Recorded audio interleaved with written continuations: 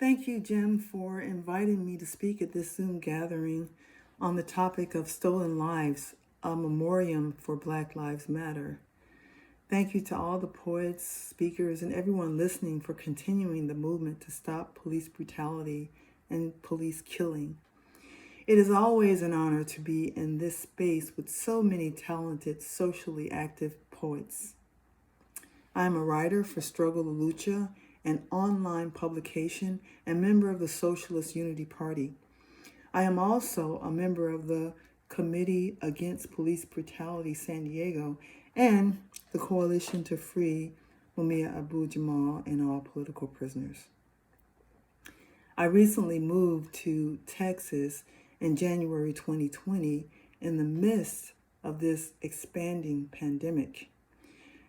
Black August 1619-2019 is a compilation of articles by local San Diego activists, writers, artists, and intellectuals. Professor Michael Odom and Dennis Charles, author and political diplomat EUC Quayana, Sylvia Talafaro, Curtis Howard, Carl Muhammad, Zola Rices, and Mary Lou Finley have featured articles in this book.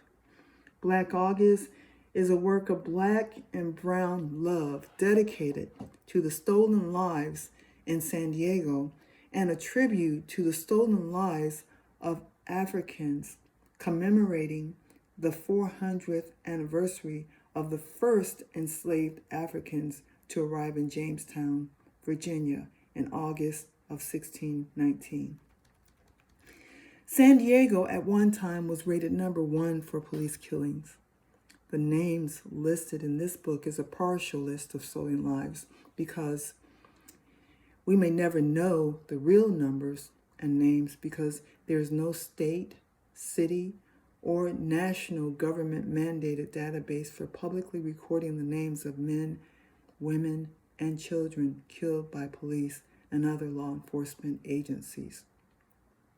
Many of these names brings memories of family members that I have spoken with, rallied with at demonstrations on the corner of Imperial and Logan, and in front of the Hall of Injustice in downtown San Diego.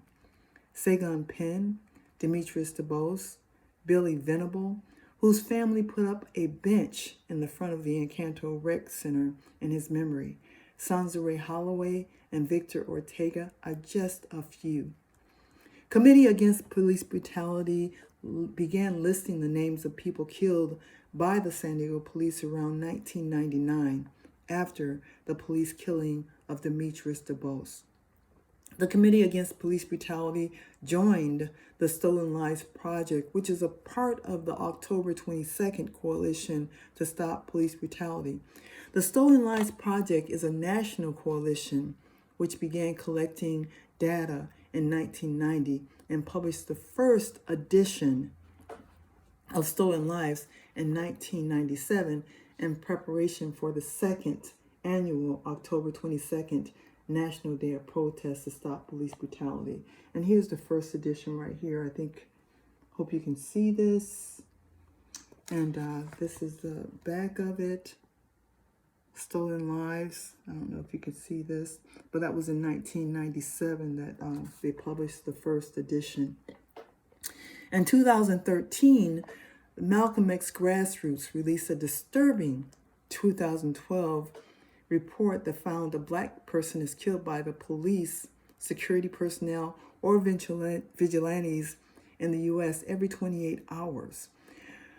Well, the numbers are not slowing down because in 2020, during the COVID-19 pandemic, the Washington Post listed 1,021 people shot and killed by the police in the U.S., 243 Black, 198 Latino / other, and 123 unknown.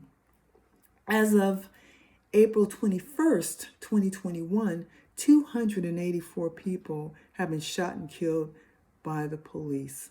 60 are Black, 41 Latinx / other, people of color, and 71 are race unknown. The numbers and names recorded in Washington Post are lower because the Washington Post does not count people who died in police custody, were killed by off-duty police, by vigilantes, security guards, or people killed by police while in pursuit. Some examples of people not included would be Freddie Gray, Leo Jenkins, Ahmaud Arbery, Marilyn Barnes, and George Floyd. Even with its flaws, though, the Washington Post database is important because collecting this data is huge. It is estimated that law enforcement kills an average of 3 people per day. I don't want to go over my time, but I want to speak on the urgency of the move to release all prisoners. Over 20% of the U.S. prison inmates are over 50 years old, and a large percentage of those have pre-existing medical conditions. It was reported in December 2020 that 1 in 5 prisoners in the U.S. have had COVID-19, and 1,700 have died. This is a vast undercount because there are many prisons where when inmates get sick, they do not get tested, and some will not report they are sick because of the fear of being placed in the hole in solitary confinement. Today, there is no sign that the spread of this virus is slowing. This is a crisis for all prisoners, but especially for our elders who are behind bars because of their involvement in political activity. They are not going to be considered for prison releases recommended by public health experts to scale back prison populations. Prisoners such as 66-year-old Mumia Abu-Jamal, 39 years incarcerated, tested positive for COVID-19 and has other pre-existing medical conditions. 84-year-old Sandiata Akolai, 50 years incarcerated, has tested positive for COVID-19. 82-year-old Rochelle McGee, 57 years incarcerated. 77-year-old Native American Leonard Peltier, 43 years incarcerated. 77-year-old Russell Maroon Schultz, 48 years incarcerated, had tested positive for COVID-19 and has pre-existing medical conditions. 77-year-old Ed Poindexter, 48 years incarcerated. 77-year-old Jamil Abdullah Al-Amin, also known as H. Rap Brown, 19 years incarcerated. 71-year-old Matula Shakur, 33 years incarcerated. These are just a few. There are hundreds more. The families and friends of incarcerated freedom fighters do not want any of them to die locked down in prisons, jails, and detention centers. They want them to be home where they can be properly taken care of, loved, touched, and nurtured with human kindness. The only treatment is freedom.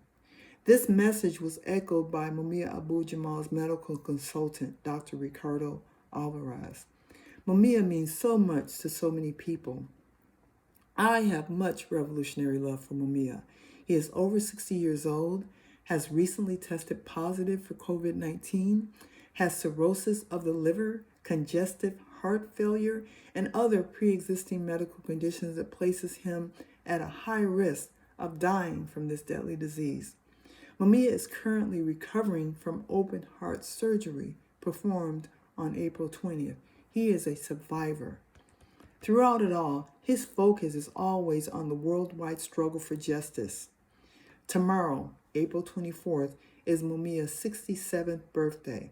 The International Concerned Family and Friends of Mumia Abu-Jamal is calling on people in all cities and towns throughout the United States to gather in public spaces to demand that Mumia be released immediately. No gathering is too small. Hold up a poster, a handmade flyer or message, wear a t-shirt or a button expressing support for Mumia's release and full proper medical care. Post photos on social media. Send a message to Pennsylvania Governor Tom Wolf and Philadelphia District Attorney Larry Krasner that Mumia must be released now. Write to Mumia individually or have everyone in your group sign a card collectively.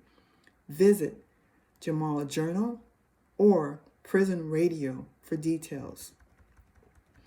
In San Diego, we are planning to meet outside in front of the Malcolm X Library to send our revolutionary birthday greetings to Mumia. We will take a picture, hold a poster of Mumia, sign a card, and show our solidarity with the movement to free Mumia and all political prisoners immediately. Free them all because it's the right thing to do. So we ask you to join us at 2:30 at Malcolm X Library on Market Street. The overall goal of the movement is for the permanent release of Mumia Abu-Jamal and all prisoners, especially those over 50 years old who have tested positive for COVID-19 or who have been exposed to COVID-19 or have pre-existing medical conditions that place them at a high risk of dying if infected by COVID-19. Thank you so much for listening. Free Mumia, free them all. Thank you.